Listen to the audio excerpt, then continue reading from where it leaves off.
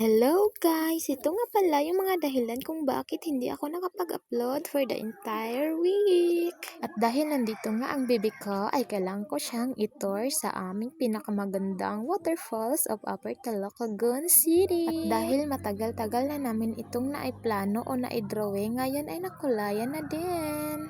Pero bago namin marating ang magandang destinasyon na iyon, ay kailangan muna naming maghirap dito sa gubat. At dahil nga wala kaming masakyan at pwede namang lakarin pag shortcut ay dito na kami dumaan. At kahit kami ay nahirapan talaga sa kalisod-lisod sa agianan, kami ay nagduko-duko dyan. At dahil sa shortcut lang kami dumaan, ay narating na namin ang pinakamagandang paliguan. At dito na nagumpisa ang aming pag-tour sa kanya dito sa aming pinakamagandang waterfalls. Ang lugar na ito ay hindi pa kasali sa bilang ng waterfalls namin dito sa aming barangay. Pagkat dito pa lang makikita mo na ang kagandahan ng aming munting ilog. Ang pinakamagandang mga paliguan ay dito lang matatagpuan sa aming lugar. At alam nyo ba na kahit sa sobrang ganda ng lugar na ito, kung dito kayo maliligo ay libre lang. At pakiusap naman po sa mga dayo o sa mga taga rito na naliligo ay naway ang mga basura nyo ay iiwi nyo rin sa bahay nyo kasi wala tayong tagalinis dito.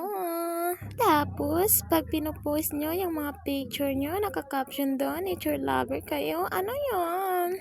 At kung makikita nyo ay maraming dahon dyan ay dahil nga hindi na bumabaha dito sa amin dahil hindi na umuulan. Pakonti-konti lang. At di pa nagtatapos ang ating video, naway abangan nyo ang ating part 2.